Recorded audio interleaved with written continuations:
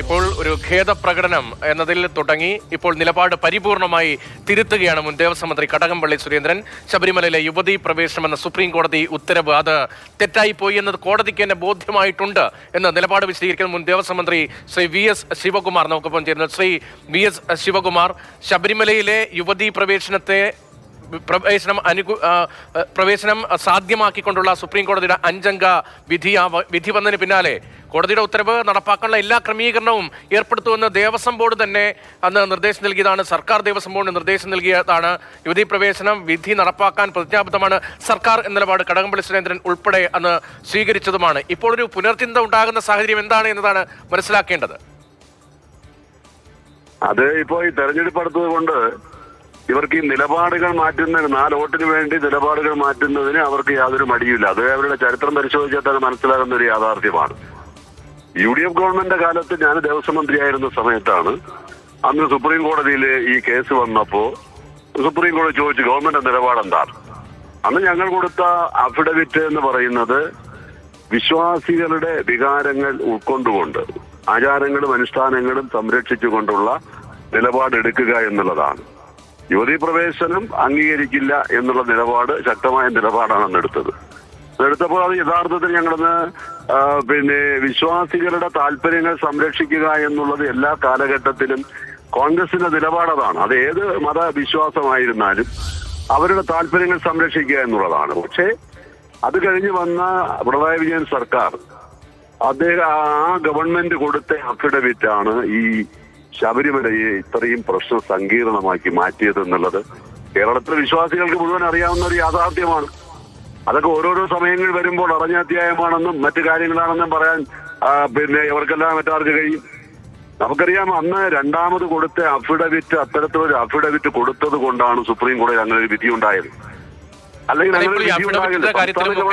സംശയമുണ്ടല്ലോ, supreme കോടതിയുടെ പരിഗണനിരിക്കുന്ന affidavit ഏതാണ് എന്ന കാര്യത്തിലൊക്കെ ഒരു വ്യക്തതക്കുറവുണ്ടല്ലോ. ഇപ്പോൾ ഇടത് മാറി മാറി വന്ന ഇടത് സർക്കാരുകളുടെയൊക്കെ നിലപാട് ശബരിമലയിൽ സ്ത്രീ പ്രവേശനം അനുവദിക്കാം. നേരത്തെയും അത്തരം കീഴ്വഴക്കങ്ങൾ ഉണ്ടായിരുന്നു. ഇടക്കാലത്താണ് അത്തരം നിരോധനങ്ങളൊക്കെ വന്നത്.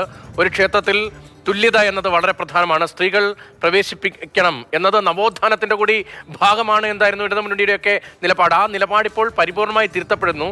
അതേസമയം തന്നെ അങ്ങ് ചൂണ്ടിക്കാണിച്ചതുപോലെ ഏത് അഫിഡവിറ്റാണ് ഇപ്പോൾ സുപ്രീം കോടതിയുടെ പരിഗണനയ്ക്ക് ഉള്ളത് എന്ന കാര്യത്തിലുമൊക്കെ ഒരു ആശയക്കുഴപ്പം നിലനിൽക്കുകയല്ലേ? ആശയക്കുഴപ്പമില്ല. ഇവർ കൊടുത്ത അഫിഡവിറ്റാണ് അവിടെ നിലനിൽക്കുന്നത്.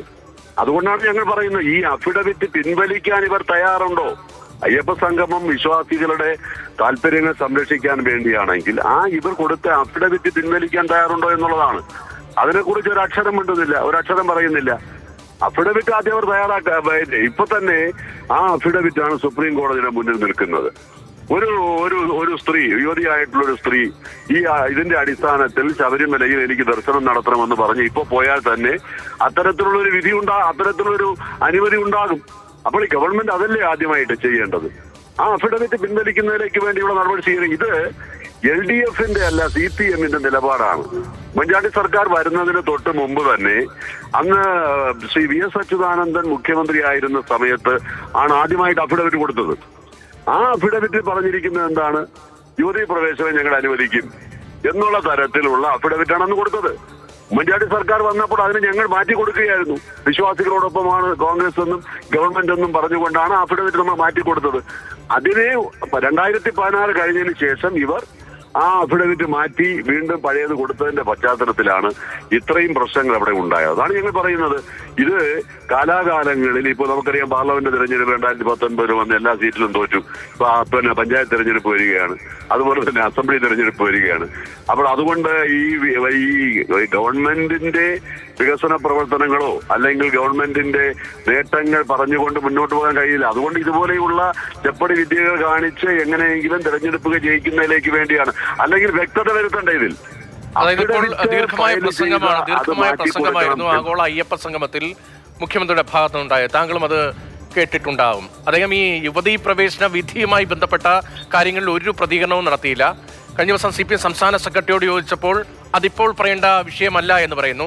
ഇന്നിതാ അന്നത്തെ ഏറ്റവും സംഘർഷഭരിതമായ യുവതീ പ്രവേശന വിധി നടപ്പാക്കുന്ന കാലത്തെ ദേവസ്വം മന്ത്രിയായിരുന്ന കടകംപള്ളി സുരേന്ദ്രൻ പറയുന്നു സുപ്രീം കോടതി വിധി തെറ്റായിപ്പോയെന്ന്. ഒരു സ്ഥലത്ത് മൗനം പാലിക്കുമ്പോൾ മറുഭാഗത്തൂടെ ഞങ്ങളുടെ നിലപാട് വിശ്വാസികൾക്ക് ഒപ്പമാണ് എന്നത് രാഷ്ട്രീയമായി കൂടി പറഞ്ഞു വെക്കുന്നതിന്റെ ഭാഗം കൂടിയാണോ ഇപ്പോൾ ഈ സംഘവും ഈ പ്രതികരണവും ഒക്കെ? ഈ പ്രതികരണം ബോധപൂർവമാണ് എന്ന് തന്നെ കരുതേണ്ടി വരില്ലേ?